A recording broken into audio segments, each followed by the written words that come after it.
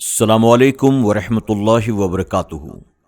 میرے پیارے آقا علیہ الصلوۃ والتسلیم کے پیارے دیوانوں، خاتون جنت حضرت فاطمۃ الزہرا رضی اللہ عنہا کی کنیزوں، سچی حکایات کے درس نمبر 244 ایپیسوڈ نمبر 244 میں آپ تمام کا استقبال ہے۔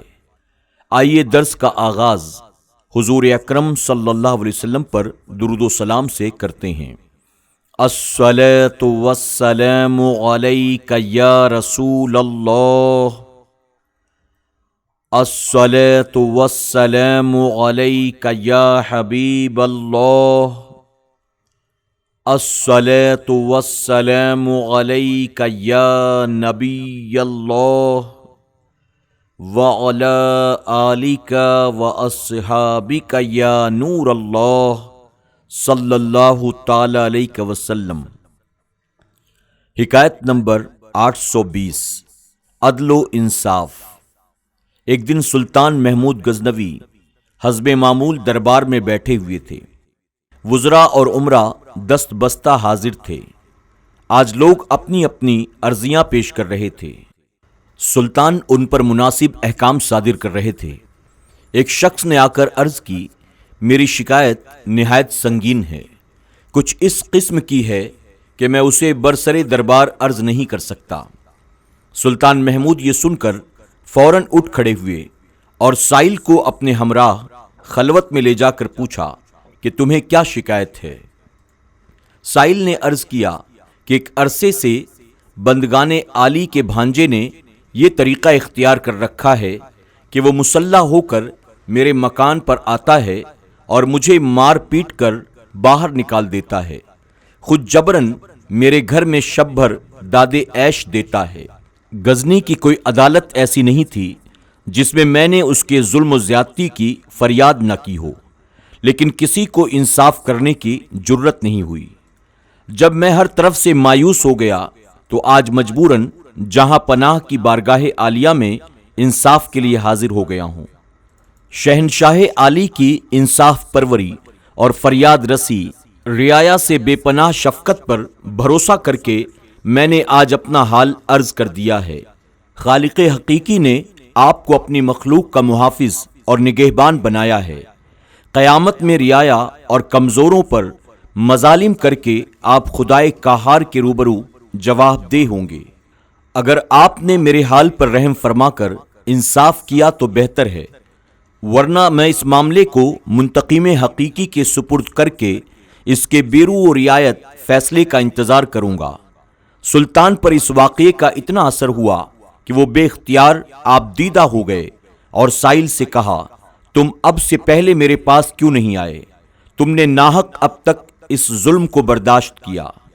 سائل نے عرض کیا، میں عرصے سے اس کوشش میں لگا ہوا تھا کسی طرح بارگاہ سلطانی تک پہنچ جاؤں، مگر دربانوں اور چوبداروں کی قدغن نے کامیاب نہ ہونے دیا۔ خدا ہی جانتا ہے آج بھی کس تدبیر کے ساتھ میں یہاں پہنچا ہوں۔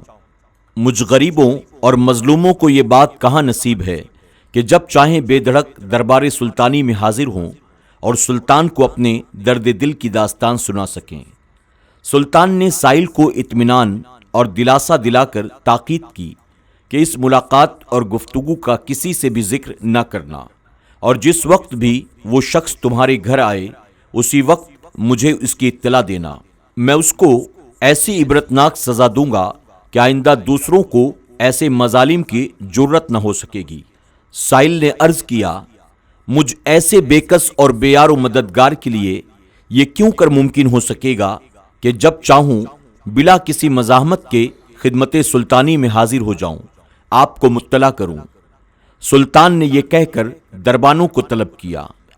سائل کو ان سے روشناس کرا کر حکم دیا کہ یہ شخص جس وقت بھی آئے ہمارے پاس پہنچا دیا جائے، کسی طرح کی مزاحمت نہ کریں۔ 2 راتیں گزری مگر سائل نہ آیا۔ سلطان کو تشویش ہوئی کہ نہ معلوم غریب مظلوم کو کیا حادثہ پیش آ گیا۔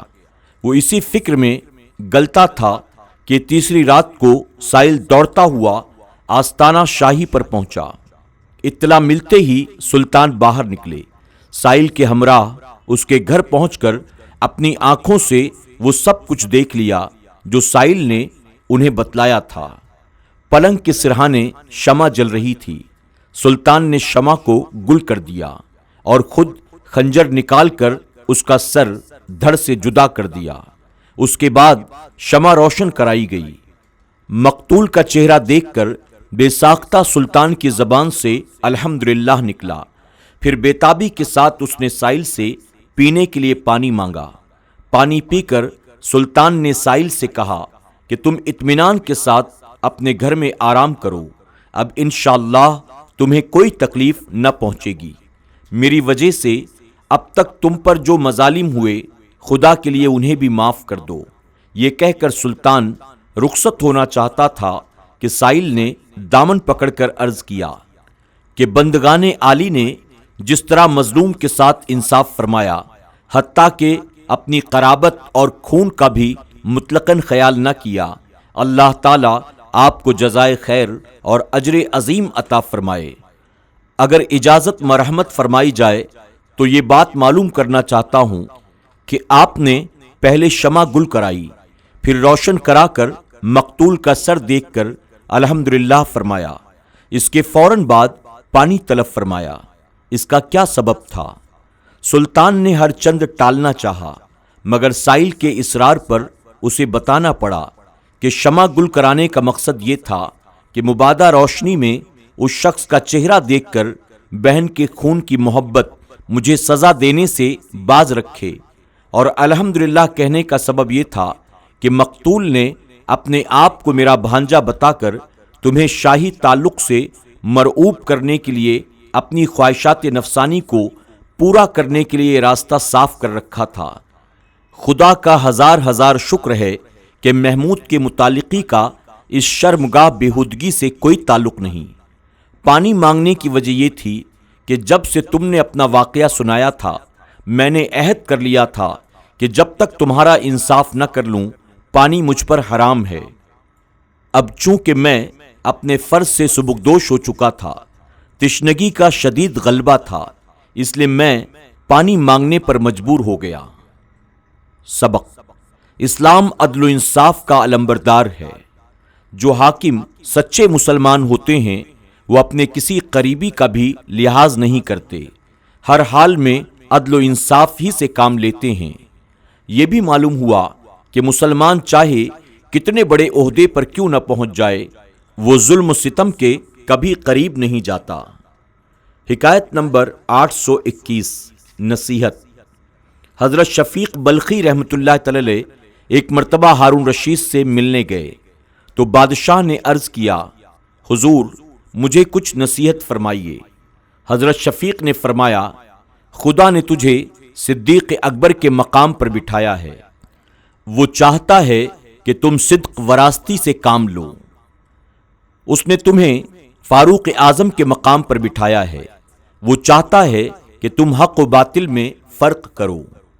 اس نے تمہیں عثمان غنی کے مقام پر بٹھایا ہے، وہ چاہتا ہے کہ تم شرم و حیا کو اپناؤ۔ اس نے تمہیں علی مرتضیٰ کے مقام پر بٹھایا ہے اور وہ چاہتا ہے کہ تم عدل و علم سے کام لو۔ ہارون رشید نے عرض کی، کچھ اور فرمائیے۔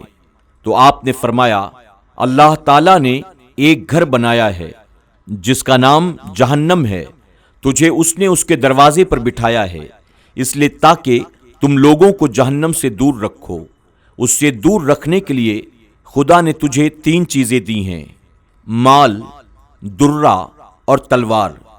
تجھے حکم دیا ہے کہ میرے بندے لوگوں کو اس گھر سے ان 3 چیزوں سے دور رکھ، جو محتاج آئے اسے مال دے، جو شریعت کی اطاعت نہ کرے اسے درے کے ساتھ مطیع بنا، اور جو ناحق قتل کرے اس کا تلوار کے ساتھ فیصلہ کر۔ ہارون رشید نے کہا، حضور کچھ اور فرمائیے۔ آپ نے فرمایا، تم دریا ہو، تمہارے اعمال نہریں ہیں، تم اگر صاف ہوگے تو نہریں بھی صاف رہیں گی، دریا ہی اگر گندا ہو جائے تو نہریں بھی گندی ہو جائیں گی۔ سبق: صاحب اقتدار کی ذمہ داریاں بڑھ جاتی ہیں، اسے قدم قدم پر محتاط رہنا پڑتا ہے، اپنے بزرگوں کے نقش قدم پر چلنا پڑتا ہے۔ یہ بھی معلوم ہوا کہ بڑوں کے اخلاق و اطوار کا چھوٹوں پر اثر پڑتا ہے، اس لیے بڑوں کو اچھا اور نیک بننا چاہیے۔ آج کے درس میں بس اتنا ہی، انشاءاللہ کل پھر ہماری اور آپ کی ملاقات ہوگی۔ السلام علیکم ورحمۃ اللہ وبرکاتہ۔